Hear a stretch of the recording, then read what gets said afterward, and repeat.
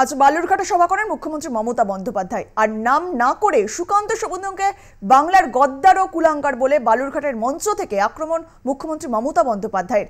ভূপতিনগরের ঘটনায় এনআইএ এর ভূমিকা নিয়েও প্রশ্ন তোলেন তিনি।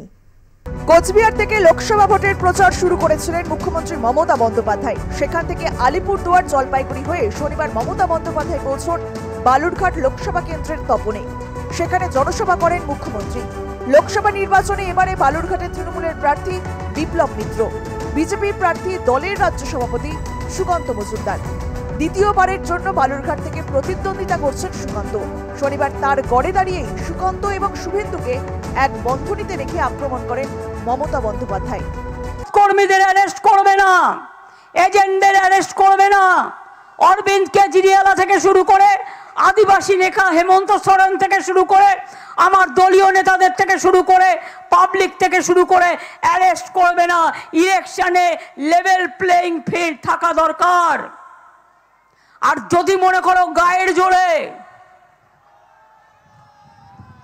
ওই আপনাদের এখানে কুশান্ত বাবু, আপনাদের ওখানে গদ্দার যা বলবে তাই করতে হবে, তাহলে জেনে রাখবেন ভারতবর্ষের গণতন্ত্র পৃথিবীর সবচেয়ে বড় গণতন্ত্র, 130 কোটির দেশ আমরা।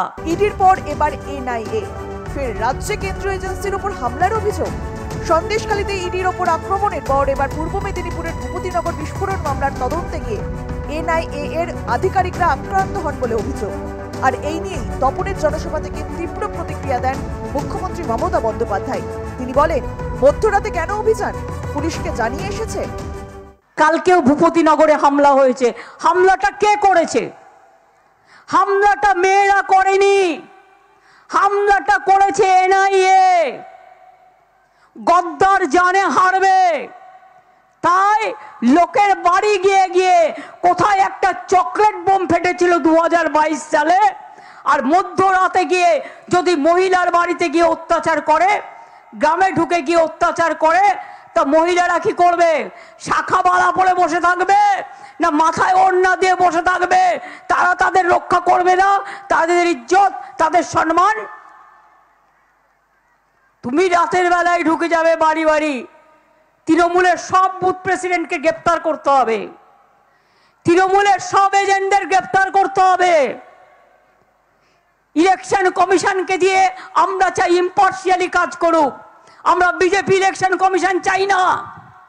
রাজ্যের অফিসারদের চেঞ্জ করে দেবে। অত্যাচারী ইডিকে কেন চেঞ্জ করবে না? অত্যাচারী সিবিআই কে কেন চেঞ্জ করবে না?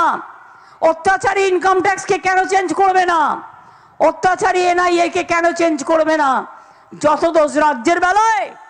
এনআইএ আর সিবিআই বিজেপির ভাই ভাই,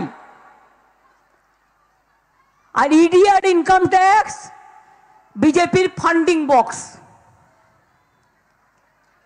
জোর করে টাকা তুলছে আর বিজেপির ফান্ডে দিয়ে দিচ্ছে। তোমার যদি ক্ষমতা থাকে গণতন্ত্রের লড়াই করে যেত। 2019 লোকসভা ভোটে বালুরঘাটে অনেকটাই পিছিয়ে ছিল তৃণমূল কংগ্রেস। সেই সময় এই কেন্দ্রে বিপুল ভোটে জয়ী হয়েছিলেন সুকান্ত মজুমদার। এবার বালুরঘাট কেন্দ্রের প্রার্থী হয়েছেন তৃণমূলের বিপ্লব মিত্র। রাজনৈতিক বিশ্লেষকদের মতে বিপ্লব মিত্র বনাম সুকান্ত মজুমদারের লড়াই এবার অনেকটাই হাড্ডাহাড্ডি হতে পারে।